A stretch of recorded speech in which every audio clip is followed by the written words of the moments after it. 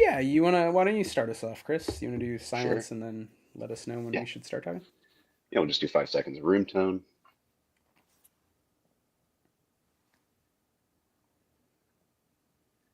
All right. Hey, what's up, everybody? Welcome back to Why We Roll, the tabletop role-playing game chat show from the Stillfleet studio. It never gets easier to say. We should probably shorten that somehow, but there you have it. Welcome back. Thanks for listening. As always, I am Chris Pickett, and I'm here with my wonderful co-host, Wythe Marschall. Hello. And tonight we are very excited. We are joined once again. We had a brief interview at PAX Unplugged where we first met. And if you listen to that, it was basically just Wythe and I geeking out about this person's work. But we have with us tonight Rhodrick Magsino. How's it going, Rhodrick? Pretty good. Hey, everyone. And yeah, you're calling in from the much less snowy Baltimore, whereas Wythe and I are trapped under feet and feet of snow, unable to leave our homes. Yeah, bringing out the garbage last night, I was able to see like the beautiful, puffy, scenic snow falling, but it was short-lived because by the sun Yeah, came up, it was all melted away. I feel like that's kind of ideal though, because you get the best of both worlds. You don't have to trudge through it for like weeks on end afterwards. Hmm. But anyway, we're not here to talk about the weather. We're here to talk about games and why we play them. So, Roderick, for people who don't know you and don't know Alewood Games, could you give us a rundown? What kind of work do you like to make? What are things that you've published, et cetera, et cetera? Uh, well, Elwood Games primarily publishes anything that is either associated. It's usually a mix of movies, music, and revolutionary ideas. So a lot of things is going to be Oh yeah. either like uh, promoting marginalized voices. It's going to be promoting uh, like mental health, or it's going to be promoting kind of like uh, criticizing criticizing capitalism in the world that we live in right now. Everything's got that kind of like touch on it, but the themes vary widely. It could be like a journaling game, it could be a fantasy adventure, it could be a sci-fi module, but it all revolves around those central themes every time. Yeah, that's cool. And we love that you made a game studio with intention. It's very much kind of our jam. Mhm. And it Yeah. actually came up, which we didn't know, because we knew your work really from just hanging out at PAX and then reading your books. But we just found out recently, like right before this taping, that you also have another sort of podcast exploring these themes of like creative work, and maybe you want to say more about that, but sort of intentional creative work. So I think maybe that can be a theme and something we can talk more about how you got started. Um, but yeah, before we maybe go too far into that, because I think that'll be some of the juicier, deeper question content. Mhm. Oh Roger, can you yes. introduce just like so folks, if they're looking it up, what are some of the titles Elwood has done recently? What are you working on now? Anything you want to say by way of introduction of more about Elwood, your games, your creative work? Yeah, there are four main titles that are under Elwood Games at the moment. Going in chronological order, in 22, I published Remember Frankie, which was a Tom Waits inspired lyric writing and storytelling game. Um, Kind of takes the Sorry, idea. this just Do you guys? immediately was like, I know what voice I would use for that. Anyway, I don't mean to It's interrupt, but always this was like, it's always Cookie Monster of some form oh like that. yeah, man. I like the I older keep Tom reminding Waits, I keep like reminding people the there was a time before his Cookie Monster era. there was.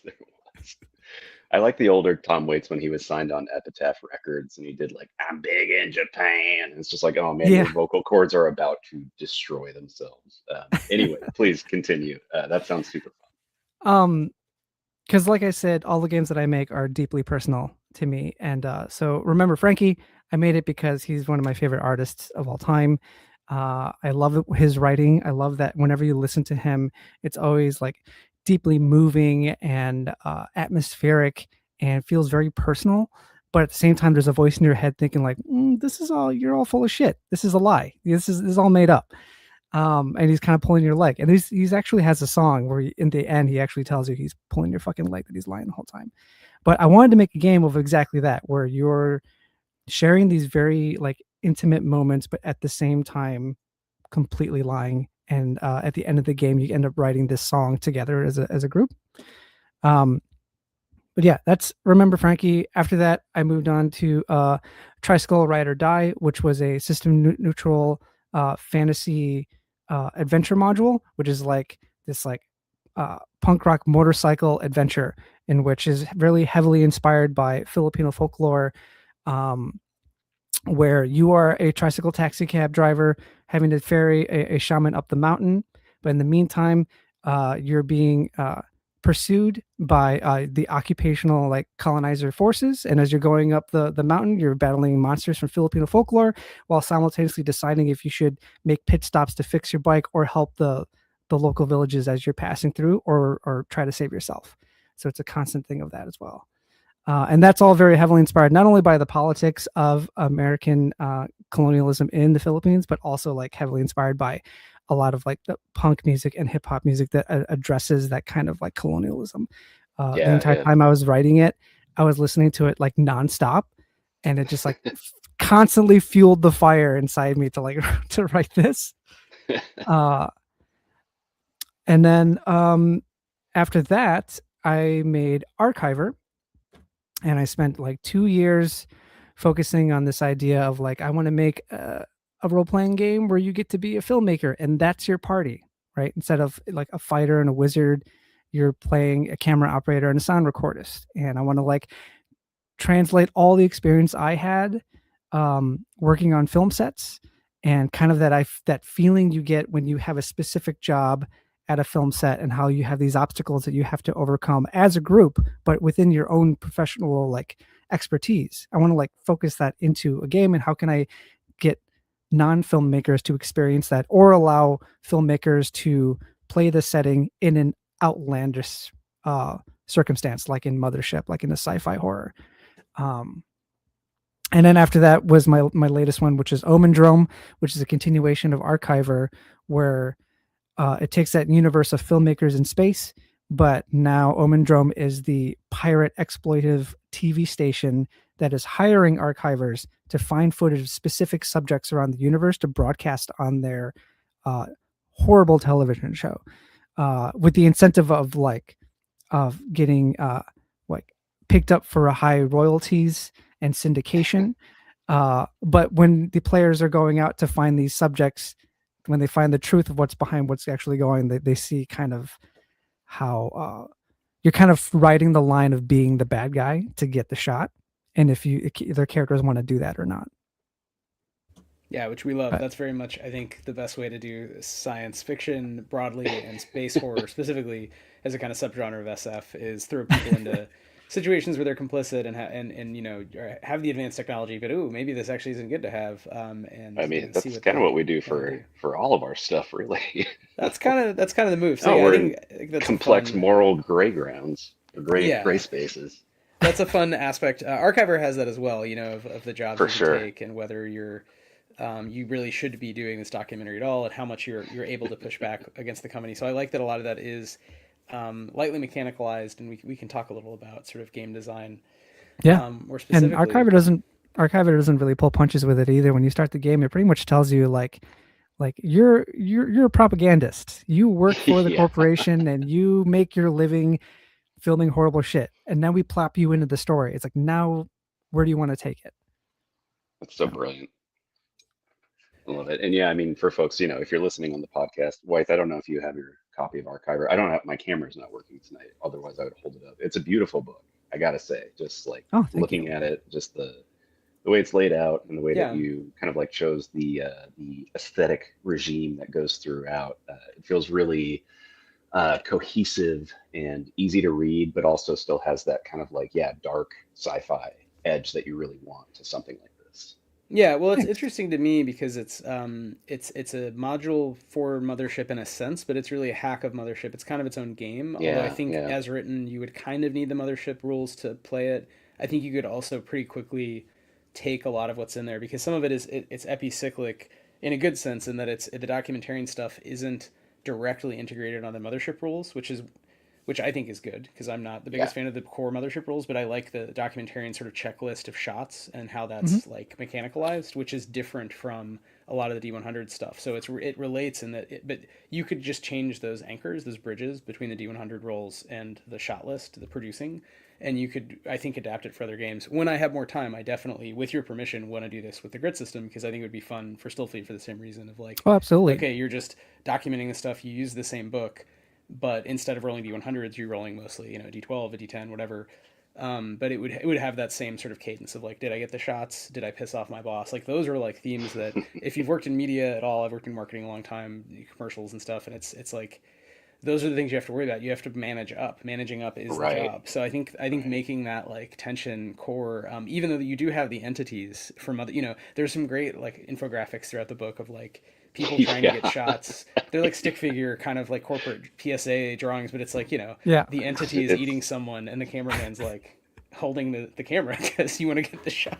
It's like, well, The they're yeah. just funnest. fucked anyway. But I love the stick figure art in some of the diagrams because it feels like retro pre-corporate Memphis kind of look, you know? Hmm. Like there's a familiarity to it where it's like, oh, I know the exact like corporate language that we're speaking in right now, and it's Yeah, it's terrible. the universal language of of how to. Um, yeah, one of the funnest things about making Archiver was trying to find mechanics that simulate the artist client relationship, and how can we Mm, make that part like silly and fun. So like my favorite part of any Archiver game is actually um, the wrap when we're done with the actual shooting, because then the players get to like submit which shots they send to corporate, and then corporate gets to evaluate them and tell them their feedback, and that's all based on like dice rolls, which is all varied depending on like how well the shot was, if it had sound, all these different things. So you can have these moments that are just super fun where you're the crew like put all their effort into this one big shot. They even lost a crew member. They submitted it, and because there was that 10% chance that the corporates could say no, they still failed. And then I had to give them an explanation, be like, "Oh, they didn't like the color," that's so or like brutal. some really, really mundane, horrible explanation. When you, the feeling of when you're an artist and you're creating something and submitting it to someone who is not an artist at all, but has absolute say of what goes. Hmm. Man, yeah, that is. I think that's a relationship that probably all of us know fairly well, just Mhm. working the jobs that we've worked throughout our lives. I'm like kind of like breaking out in a cold sweat thinking about it right now. So yeah. the horror is real.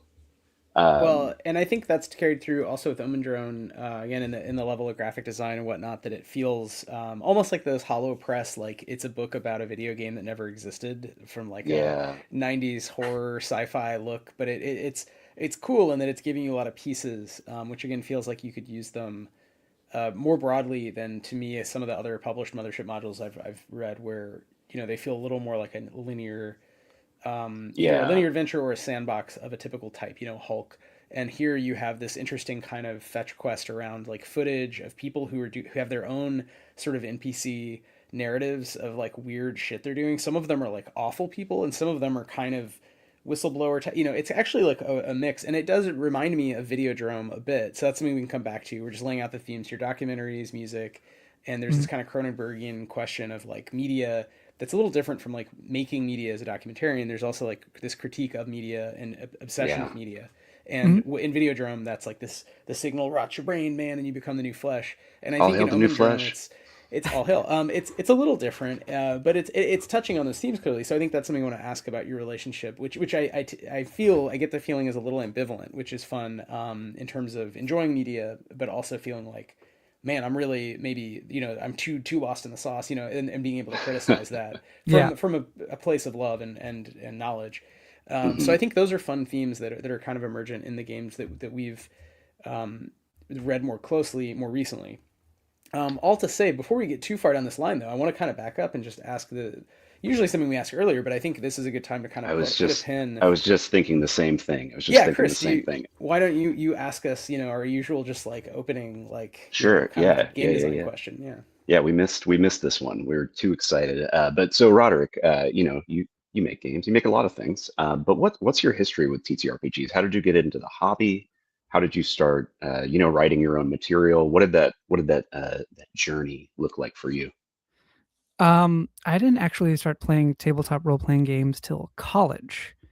Before then, I was playing mostly JRPGs and watching movies, Oh, right? hell yeah. And then when I got to college, a friend of mine was like, "Hey, let's play a game at my place," and it wasn't even D&D. He just called it Space Game, and it wasn't a real system. He he like grew up playing Dungeons and Dragons, but he tried to invite a group of people who had never played any RPGs, myself included, and then just made up rules as he went. And he just called it Space Game. It's like, we'll just make characters, we'll make a spaceship, and we'll do stuff.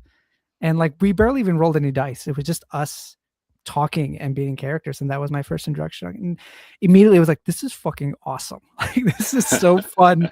It's like a writer's workshop or script reading session without the pressure. Yeah, yeah. It's like, and It's I so just I funny how close that is to my experience, which was a little before college, but for sure. But like that was basically my version of RPGs I got really into. It was basically, space game. Those are the two words that makes sense. So I love that. um and yeah, from there, we had regular D&D sessions that grew into just us obsessively collecting board games. I had like my board game phase for a while. Nice. Um, and then I forget at what point, but at one point I started drifting away from board games and just focusing more on RPGs, realizing that's a little bit more my style. And then I actually made in 2015, I launched my first board game called Alewood, which is the name of the company. It was Oh, like there you go. an inclusive drinking card game, like Wild West themed, in the town called Alewood. Oh, that's Um, good. and it was fun to design. It was my first game I ever made. The first Kickstarter failed in 2015, and then I launched it again in 2018 with a bunch of revised rules, and it succeeded. And all of that was great. And by the time I got it, I got all my stock in 2020. That's when the pandemic hit, so I had nowhere to put the games.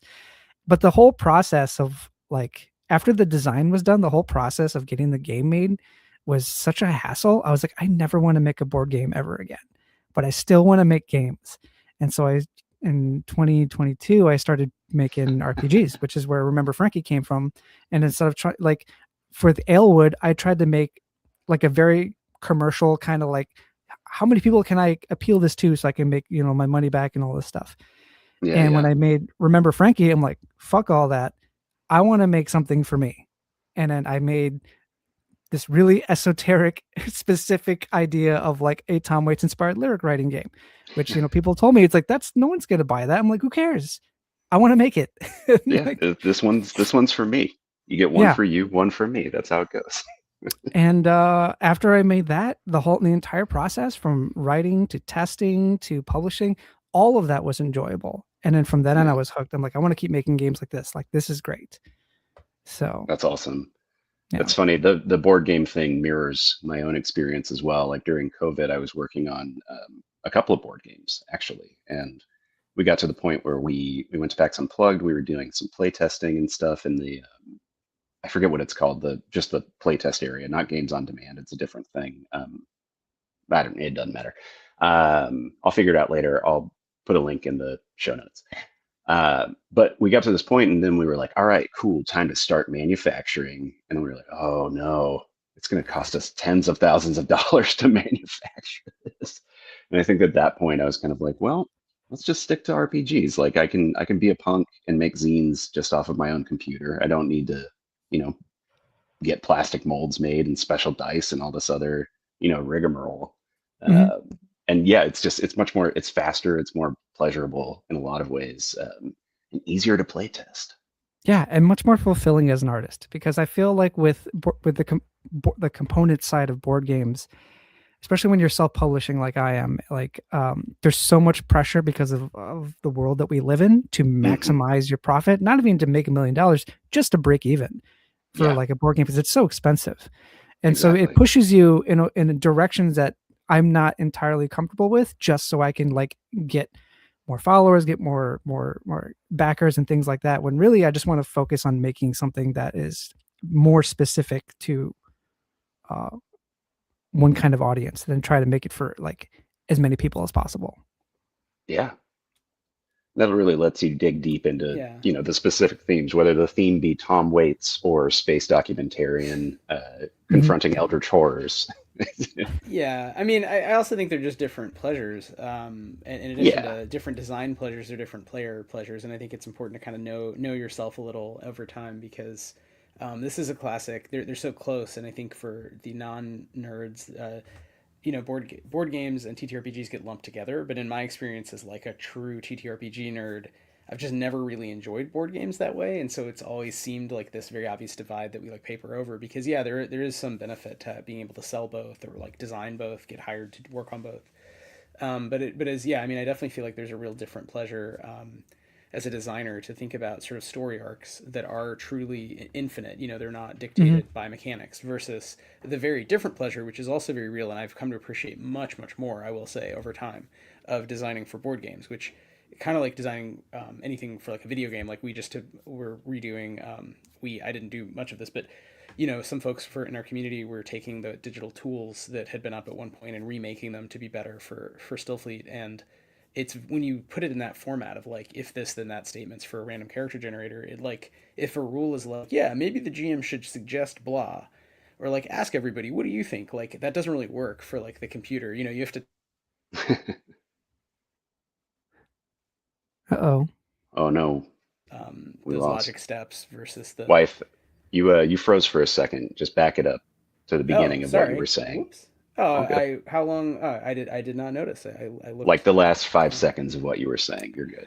I was just saying I think that they're both fun, but they're just different kinds of pleasure. And part of the journey, just wrapping up there, is to know yourself and know which angle you want to kind of focus on. So, Yeah, um, I wholeheartedly agree. I feel Yeah. like my board gaming experience was like a moment of self-discovery. Like at midway, like through the process, I was like, I don't think I like this, but I'm already in it, so I got to Yeah. finish it.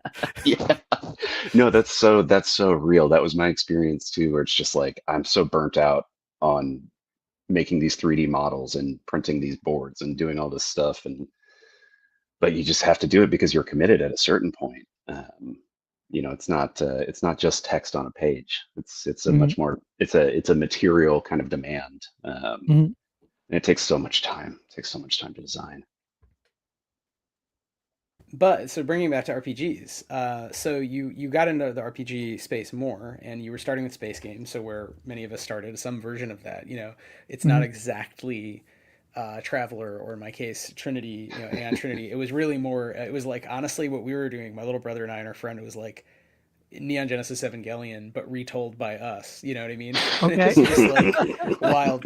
But so how do you go from there? You do that board games, and then was the first game Traysikel, or was it remember? No, it was Remember Frankie, right? So is that where the music comes in and you're telling stories through music, or can you walk us through that if you remember kind of what was it like? Okay, I'm gonna make an RPG. I'm gonna make a thing for an RPG. Um, So my idea for Remember Frankie actually came about while I was making Alewood, like 5 years earlier. Because I had two other filmmaker friends who also developed their own self-publishing companies, that we all were making movies together. We were like collaborating on projects together. We all found out we liked games at the same time, so we all started playing games together, and then we all started to make our own games kind of separately at the same time. And then when we found out, oh, you're making a game too, we should help each other out. And then there was like the three of us just like testing each other's games and pitching ideas to each other. So, and while I was making Elwood, my buddy Alex was making Giga Robo. My buddy Will was making Outsider. These are all board games. And while we were making them, I had this idea for Remember Frankie. And it wasn't the zine format that it was today. It was really simple. It was like a sheet of paper. It was like a thing where you write the thing down, you pass it to the next person, kind of thing. And slowly I started developing it and trying to figure out how can I gamify this one person's style of writing. And one of the formats came into a card a card game, and the reason it became a card game was because one of my friends, Alex, the other designer, was saying, no, you can't just make like a small thing out of it because it's never going to sell. And like that was the whole thing, right? Because we're all board game people, so it's like it's no one's going to buy a thing that's essentially like a writing exercise. You have Sure, to yeah. gamify it more, and so we tried to come up with more mechanics and a card game which had like declared a winner at some point and all these other different things, and it was just like kind of in limbo for a long time because I was letting these other voices push it in directions I didn't really want it to. And even though I came up with the idea in like 2015-ish, yeah, I didn't really get down around to writing it down until like 2020, 2021, when I decided like I'm going to revisit this. And this is after, uh all of like Mothership and all these other kind of zine style RPGs started blowing up more in the mainstream.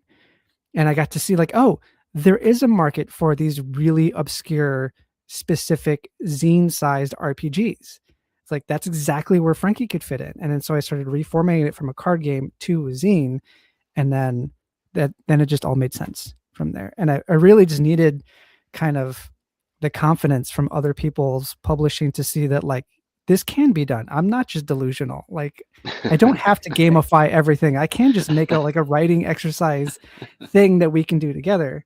I just needed to find the community that was already doing it. And Zine Month was like, and Zine Quest was like the perfect opportunity for me to find like this whole community of people like making cool stuff that I didn't realize was there. Yeah, yeah. That makes, I mean, there's a lot of power in recognizing that you're not the only crazy person or delusional person trying to do this, either for a hobby or for work. Mhm. I like that too. I like, it feels like you're very self-reflexive about the process and everything. It's really interesting to hear you talk about, like what in my mind popped up, the word was a design bias, where it's like you're coming at it from a board game perspective. So yes, you need more components, you need more gamified aspects to it, but Mhm. then, recognizing that like, oh no, this isn't actually what I want out of it. This is the experience that I'm going for, and being able to walk that back, I think is really, really cool. And yeah, I mean, was it tough to take it from the card game into just a TTRPG, or did that feel like a pretty natural process? The whole entire process was difficult because I felt like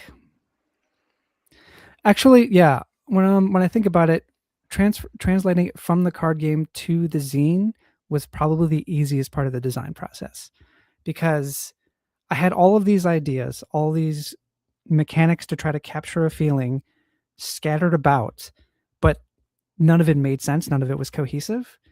And then it was just I didn't realize the format it should have been. So when I realized it was to put it into a zine, it all Mm, made sense. Like everything that I felt like didn't have a place or felt weird, it had a place in the zine. that's very cool.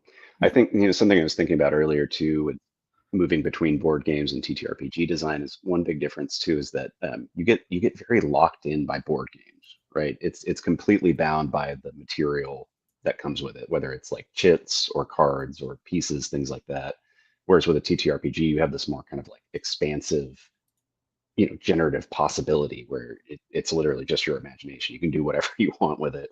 Mhm. Unless you're playing like very tactical 5e on a battle map or whatever, that's a little bit different. But it's interesting to hear that that's the same, not just in play, but also in design as well, in your experience.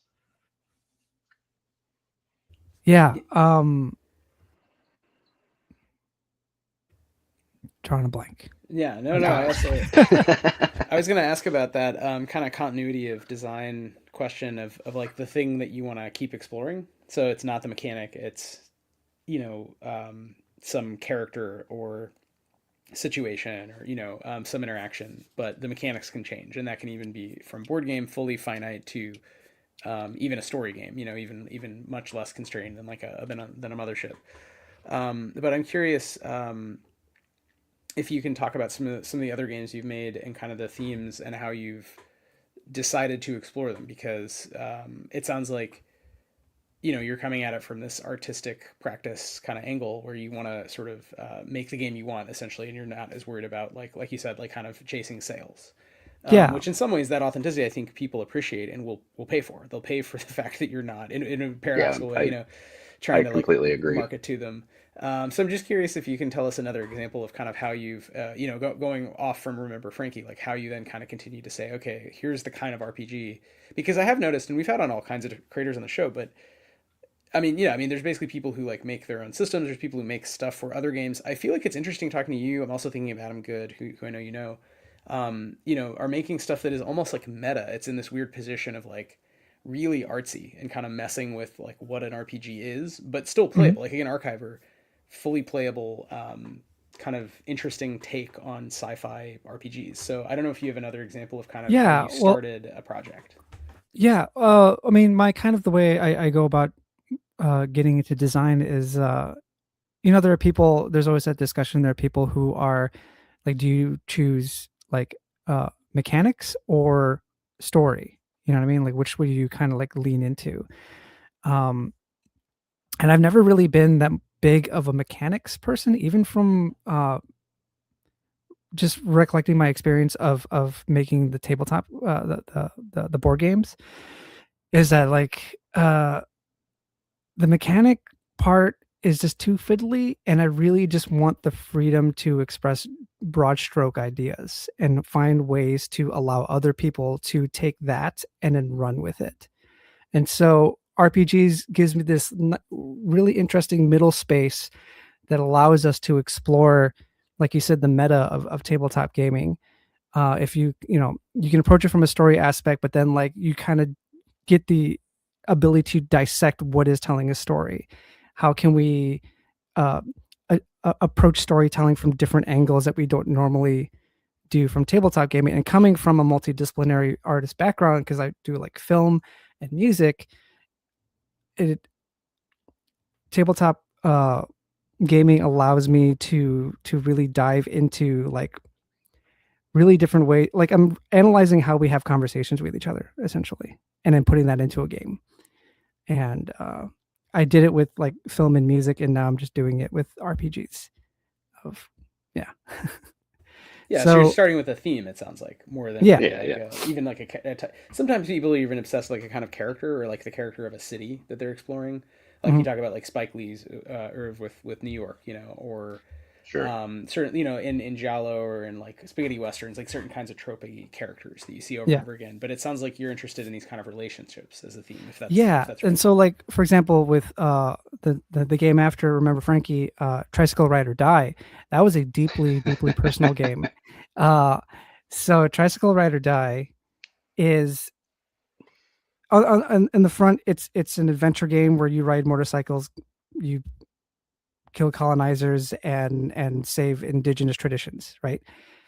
I wanted to make that game specifically because I wanted to get in touch more with my Filipino roots as a second generation immigrant. So like most second generation immigrants, they go through this thing where you kind of feel in the middle. You never feel American enough. At the same time, you never feel like Asian enough, or wherever your background is. Especially growing up in the Midwest, right? Most people I grew up around were white. I never really felt truly American. When I found in high school, I found like, kind of like Bay Area Filipinos, and I was hanging out with them, and it's a completely different vibe. And I felt so like fish out of water. I'm like, what is happening? Like, I do not feel like Asian enough. And so you have this middle ground where you kind of don't exist either way. So I wanted to, like, that was the driving force of like what this game was going to be. Like, how can I make a game where you are struggling between two identities, but don't really have one entirely? So Traysikel Ride or Die revolves around these characters who are cabbies in the middle of this revolution that's happening in the game. So you have the colonizers, which is the occupying force of the island that's trying to extract all the resources and try to persecute all the Babaylans, which are all the basically the shamans. Right. And then you have the villages who are trying to preserve their culture and fight the oppressor. But as a cab driver, you need to sort of appeal to both to survive. So as a cab driver, there's a mechanic in there there's a style mechanic where as you're ferrying this this NPC up the mountain, you can grab things along the way and customize your bike and trick out your bike. But when you customize it, you can trick it out so it looks more like you're on the colonizer side, and like look more like official, like you're part of the Imperio, or you can dress it Ooh. more like to obstructly, like brazenly show that, like, yes, you are part of the revolution, you're a part of this. But either side that you start drifting towards, it's on a spectrum, it's on a scale. Um, Whichever side you start drifting towards, there are benefits and disadvantages to both. So, like, if you start dressing your bike to look more like you're on the revolution, you're going to get persecuted more by like authorities, and you're going to be like scoped out a lot more easily. But at the same time, you're going to get a lot more help from the locals, and you're going to get a lot more like sympathy from like the people that you meet along the way. Vice versa, if you look more official, like you're part of the Imperio, it's easier for you to get through checkpoints. It's easier for you to slide on the radar, but you're also going to get all the flack from the people that you, if your character believes in, you're going to get all the flack from the regular folk around the island. And no matter which way you go, you're always going to get both heat from both sides. And it's a matter of how you want to navigate how much weight you want to get from each side by how you're building that. And that's how I translated that idea into, Yeah, that's beautiful. It's extremely extremely poetic. It's like giving me some shivers. It's also cool because it's set up as there's like a GM and a player version in a way for an indie game, which I feel like you don't often see. Like, with bigger product lines, you have like the player's handbook and the GM guide. But here you have like an indie game, but it's just in terms of the handouts, you have sort of these two directive, like not symmetric, pieces. And I think even that is a kind of to me, an interesting like meta move of how to sort of set up the table and the experience, which I think a lot of games, even if they're indie zines, they sort of still have that DNA of like the D&D experience, where there's the kind of, we all read the book and then the referee comes up with the story or whatever, and it's setting up the table in a different way, and it has that kind of people, like in critical pedagogy, talk about this a lot, like not having a teacher at the front standing and all the students are sitting, you know what I mean, but breaking it up into a circle and a conversation. And I think there's different ways to model that.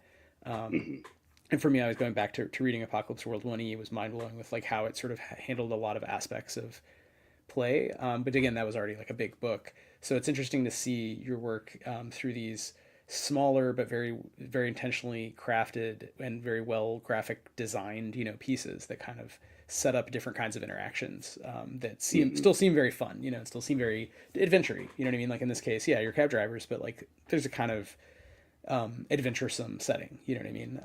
And I can imagine getting into all kinds of more or less traditional RPG moments, but from a very different standpoint, as opposed to and actually it is more board gamey, I will just say, in that one sense of it's a pretty straightforward, like you're going on a set path. There's even a map that comes with it, right? But obviously this is meant to be interpreted differently by every table, I'm guessing, right? So I don't know. No, if you you're could right. just say more, You're right in terms of like when I made the player side of the pamphlet, very much I had the intention of it feeling like a board game, and that for that particular case. I mean, you have to supply all your own dice and markers, but yeah, you lay it flat on the table. And I just like the idea, because as a player, I love getting tactile things as a role player, that I can like look at, like maps and things that I can like track and look and have some sort of physicality to the story. And so and like coming up with the two pamphlets was like was stemmed from a couple of things. I like the idea that like, one, I can separate the two ideas between the GM pamphlet and the player pamphlet. Player pamphlet opens up for everyone to read. The GM pamphlet just stands up as like a GM screen. But it also kind of helped in the fact that like I didn't want to make a whole zine, but it couldn't fit onto a single pamphlet.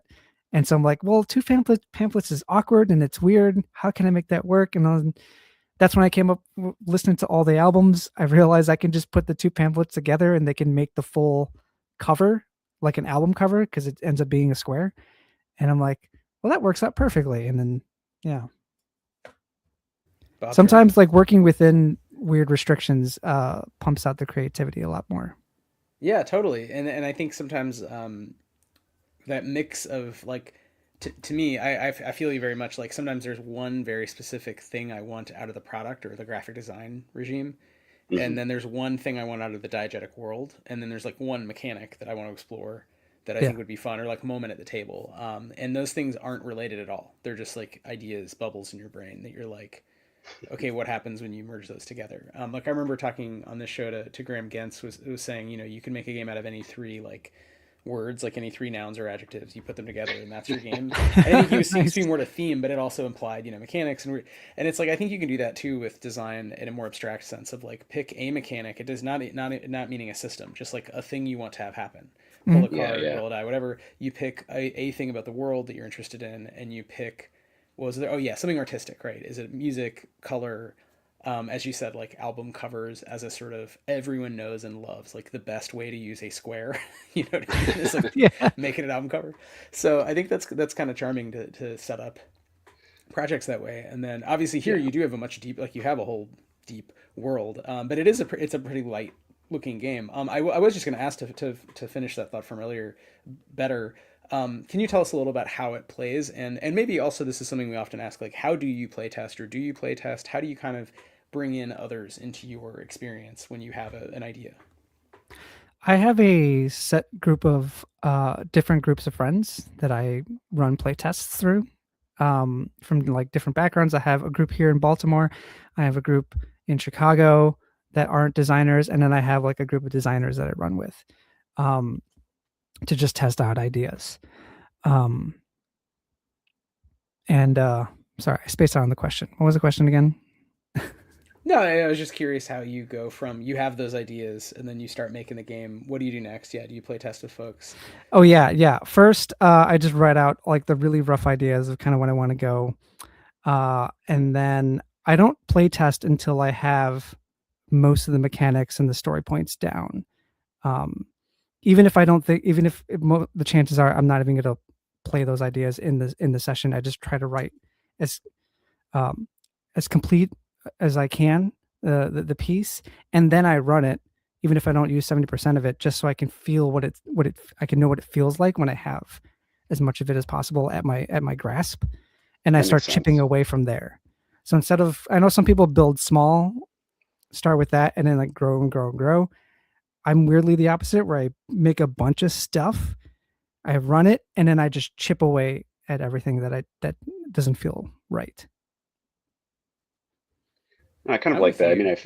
I feel like Wythe and I have a similar approach where we both tend to overwrite a little bit, but with the mindset that like, well, it's better to edit out than to try to like frantically add more to something. And I Yeah. think especially with playtesting, it allows you to like ideate a lot of different versions of the game fairly quickly just by dropping certain things, but you already have it written, so you don't have to, like on the spot come up with something.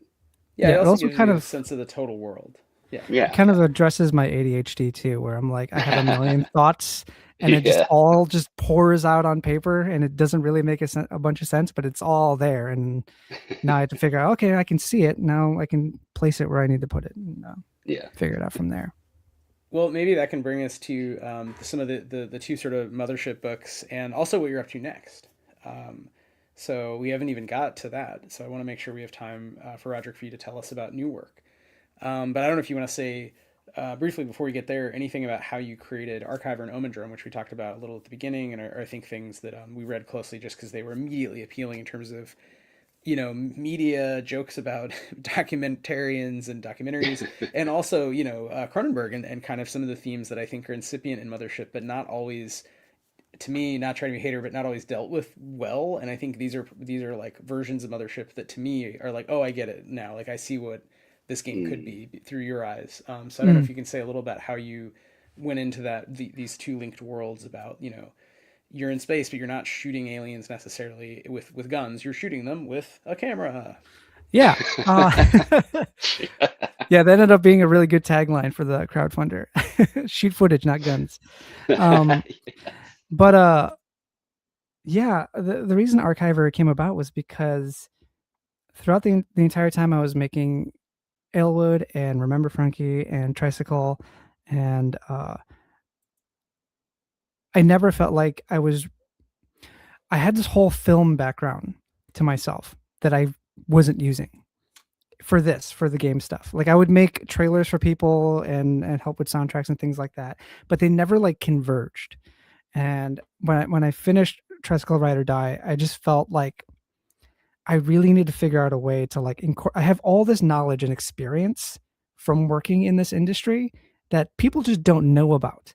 And I could write a book or I can make a movie. I don't want to do those things. It's like what if I can make a game about that experience? And like document very well like the ups and downs, mostly the downs of like working in this industry in a kind of a satirical way. Um and yeah, it was basically an outlet for me to just share a bunch of stuff that I feel like other people would find amusing or find some sort of catharsis in reading it somewhere if they're also a fellow filmmaker. Uh, so the intention when I was writing it was very much to, one, teach someone who had never made a film. If they read ARKYVR front to back, they'll get a pretty good idea how to make a movie from pre-production to post, but also make it for someone who is in the industry to have it like riddled with inside jokes and just little nuances that only we would know if you were in the business, and just like a little wink and nod to like that filmmaker reading this. That was a big part of it. Yeah, there's great lists. There's lots of great sort of Easter eggs. I feel like if you're Yeah, there really JK, are. yeah. There really, really are. And I love that. I love starting from a place of like lovingly parodying something that you're into, you know, like the game that I'm working on right now it's dumb dungeon crawl stuff, but it's a way of like making fun of it, but from a place of love. You know what I mean? And there's a Yeah, lot of those like little winks and nods to like let people know, but like it's still a serious work in its own way, which I think is I think is interesting kind of on its own. yeah. I think the self-awareness is also always really fun to read and to Mhm. play. So how did you decide to kind of extend this into OMENDROME? Like, what was the like aha moment with that project? Is it because ARKYVR again plays like a game? OMENDROME is definitely like a version of a sandbox, or like it's a fetch quest type of thing to set up, but it's so different and weird and interesting, and again kind of gets in your head as an idea of like, ooh, that's a great idea for a group of player characters really in any situation, to be asked to go into these such situations that are pre-existing and kind of bad, but then they have a job to do. And I think again it's a little different than like shooting the documentary where the xenomorph is eating you. You know, this is a little more Mm-hmm. sort of human stuff, but it gets in all Yeah. kinds of the griminess that Cronenberg is kind of implying at the edges and of different movies. So Omendrome came about because it was an idea in the back of my head, because in the ARKYVR book, there are a lot of D10 tables, right? So there's a D10 table for different factions, a D10 table for a bunch of different cults. And as I was writing the short blurbs and backgrounds for each of these factions and cults in my head, I'm like, I can write a whole thing about just this one faction, about this one um like cult in the background, how they all tie in together. And so Omendrome was kind of like sitting in there, and I've been kind of wanting to make a thing about it for a while. And the opportunity didn't pop up until really like a month after ARKYVR was officially released, is when Tuesday Night Games called out to their Discord saying, "Hey, we want to do Mothership Month. It's in 3 months. Does anyone have do you have ideas to be a part of this thing? We're going to get like 20 designers." So like we all submitted our ideas. I submitted my idea for Omendrome. They're like, "Cool, let's do this. We're going to launch in 3 months. Get your campaign set up and everything." And really, it was still just mostly an idea and notes in my head. I'm like, well, I really got to get to work and like just flush out all of my notes into the book as fast as possible. And it was something I was planning on making later, like the next year, because ARKYVR came out in the fall of 24, but then Mothership Month was in the winter of 24. So like I was planning on releasing, like working it a lot later, but then this was like such a good opportunity to like collaborate with Tuesday Night Games about this project. I'm like, oh, there's not a better time to do it right now. So I should do it Yeah. like right now. Which was super fun and also really exhausting. But yeah, I all like Omendrome really is just an extension of the idea of ARKYVR, of your passion can be used for evil, right? And Omendrome just hits that in a very more specific way that gives you a lot of different examples of how like something that you care about can be used horribly. So like Omendrome just ended up being a collection of NPCs you're trying to find, each one with their own background, but they're not the same stories, right? So it's a lot of exploring like all the different ways that media has exploited people, right? Between reality television to like propaganda or brainwashing to, you know, anything you can think of. And it was just kind of poured into that book. And Omendrome came to mind specifically because one, Cronenberg's consistent commentary on like how media is being used, but was also the perfect inspiration because it's mothership to incorporate body horror within it. So Omendrome, the actual TV station, if players are able to like actually find that station floating out there in space, they'll find a whole other level of horribleness that you don't even find when you're looking for your contracts. Yeah, it's interesting. There's it's different in that sense from the movie, which has this kind of oh, there's a secret. Very Um, conspiratorial. yeah, but then the conspiracy ends up being almost metaphysical. It's like a Yeah. spiritual level of an aha. And I think in this, it feels like um, it's not remaking Videodrome, which I liked in reading it ultimately because I think it would be hard to deliver on that premise of like, oh, Mm-hmm. it's very tied to that movie. Yeah. It's Yeah. more of yeah, like bonus. It gets worse, as Taylor says in the chat. It does give you that that bonus, but it's not trying to do it in any specific way. It's an homage, right? It's not a Yeah, retelling. and It's I your own didn't want to story. like Yeah. remake the movie verbatim because if you saw the movie, it wouldn't be a surprise Right. when you Yeah. play the game. But the elements of Videodrome in terms of how uh like media as a cult kind of vibe, and how like discovering secret content on airwaves and trying to like pinpoint it and track it and find it, and then uncovering like an entire organization behind it. Like those are the themes I was drawing from without necessarily recreating the story points from the Yeah, movie. yeah. Which I Yeah. love, and I was thinking about this the other day that that Cronenberg's movies are like, especially I mean, Videodrome, but Existence, all this stuff. They're like the sort of left quasi Christian version of like a QAnon, but we're all agreeing that there's definitely secret signals or like pluribus. Yeah. There's definitely Yeah, secret dude. signals Oh out my there all God. around us, and we're just now Holy shit. inundated with them. With That's that, hilarious. Roger, That's so funny. we got Also, to I give just want to you. say really quickly before we move on, Existenz, the original isekai anime. Oh, I That's hadn't my even hot thought of that. take. Existence as isekai. There's your Yeah. That's PhD funny. dissertation. Oh my god. Roderick, I wanted to turn it over for your new work, which is also I think going to be about media and all these fun themes. So do you want to sort of say what you're working on these days and what people should get excited about next for Mailwood? Yeah, total harmonic destruction. Let's So go.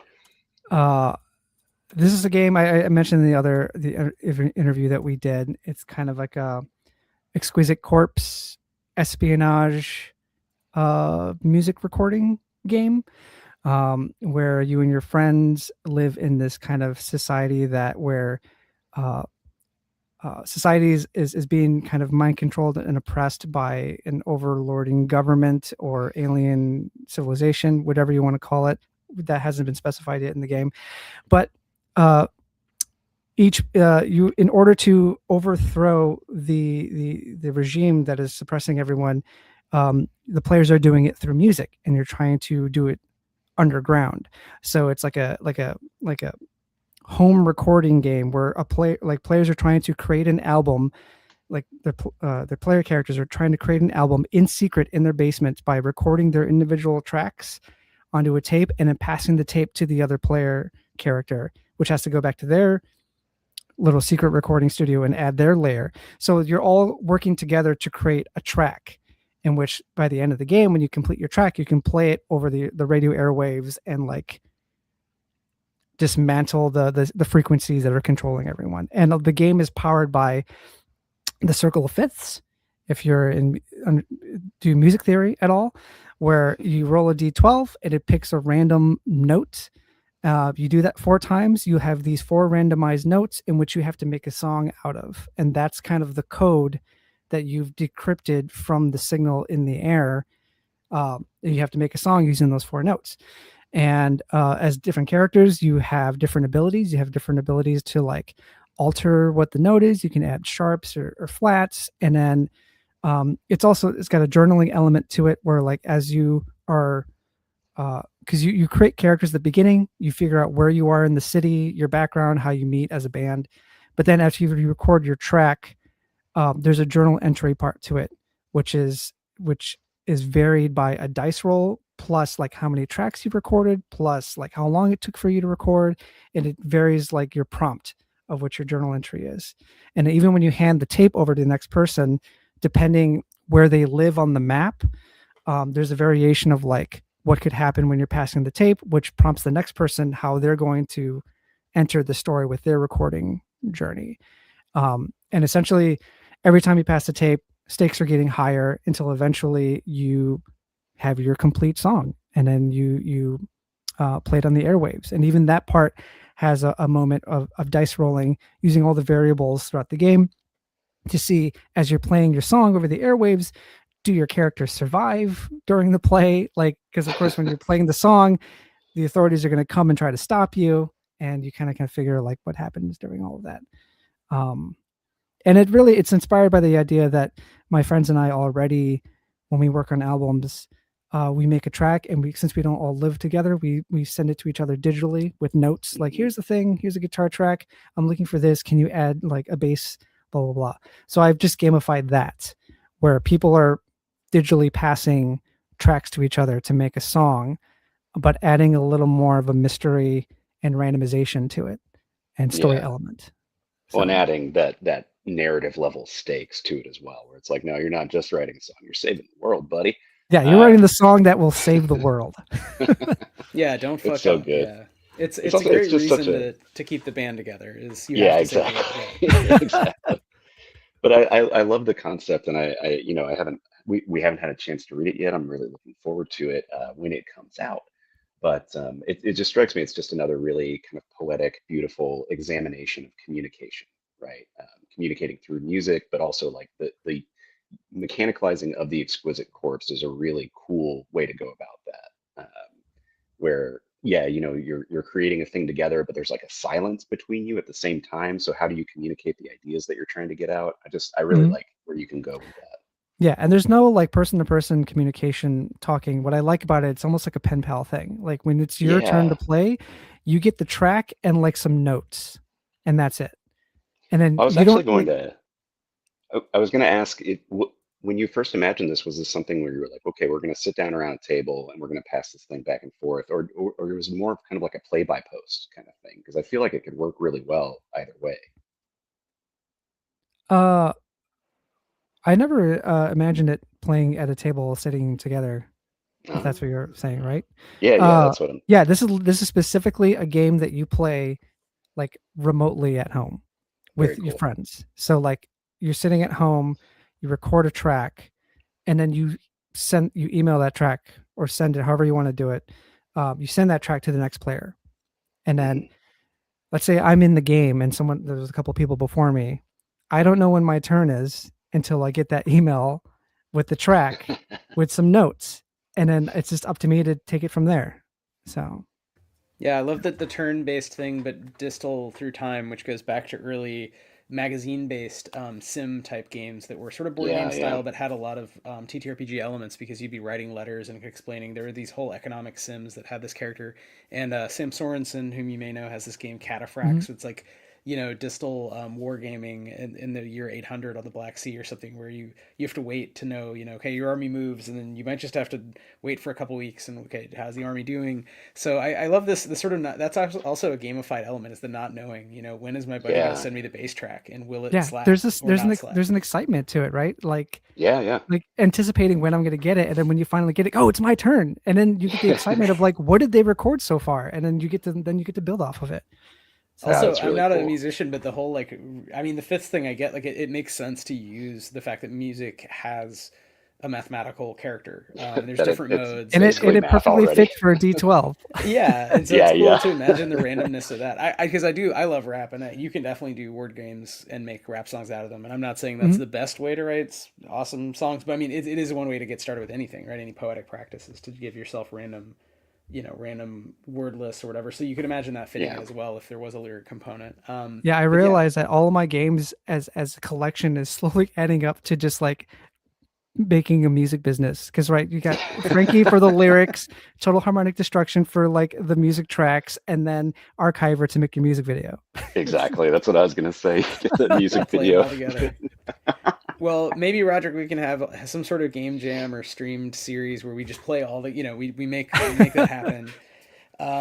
Until then, yeah, is there anything else that we have missed that you want to shout out? Anything you're excited about coming up, or other ideas, things you want to shout out by other creators? Anything you want to add?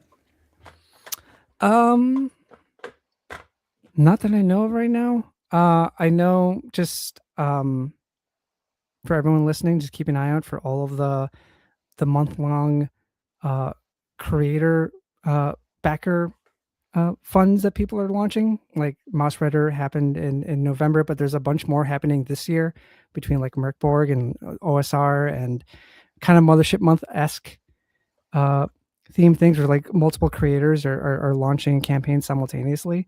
Just keep an eye out for those because those are really cool and super inspiring to see. Yeah. Yeah, it's a great way to good meet opportunity people. to jump in.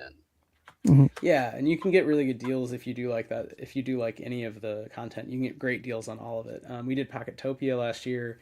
We're not participating, but we're interviewing a bunch of folks for Orbital Blues Month, which is coming up Oh, in April. nice. So yeah, you're Yeah, gonna yeah. hear. I think hopefully we'll get about 4 folks, different games for Yeah. Orbital Blues kind of relaunch, and maybe one day, maybe next year, we'll do kind of our own grid system jam thing. But yeah, I definitely agree. It's a great community, the indie RPG space. That's, I think, why, Chris, you can maybe, I'm gonna guess you're gonna agree, but that's one reason we like the indie world here is we get to meet awesome people like you, Roderick, and even work together. I completely disagree. I only like big name TTRPGs and TTRPGs that are ripped from extant IP. Yeah, all If IP. it's They call not, you IP Pickett. that's right. That's what they call me. The P. I put the P in IP. No. Yes, of course. I completely agree. Um, So easily could have been the I in yeah. IP, but I like that you picked the P. That was your go-to.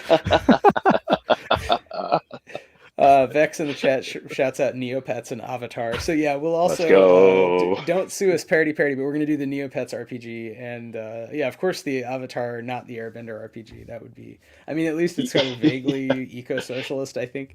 Yeah, kind of. Anyway, Roderick, thanks so much for coming on Why We Roll. Again, we'd love to chat anytime, and Yeah. let us know when Total Harmonic Destruction drops and anything else you have going on. We're happy to chat. Happy to play games. And if I don't catch you before, can I ask on air, will we see you at Game Face Con in Baltimore? Yes, you will see me at Game Face Con. I Awesome. Hell completely yeah. forgot that it was coming up so soon. Because Well, you got a couple I was months. trying to think of like the conventions because I had to drop a couple conventions because I'm not going to Gen Con this year.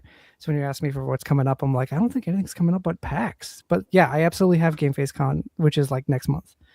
I think it's May. I think you It's got Oh, in is it it. May. May? So Yeah, yeah, it's Okay. the end of May. We got I think you're good. we've got basically like 2 months to get ready Okay. for that one. Yeah. Then my sense of time is completely off. It's okay. You're in space. You're doing harmonics. It's a lot going on. So yeah, Roderick, we'll see you hopefully in May. And if you're listening to this, whenever you're listening to it, thanks a lot for checking out Why We Roll.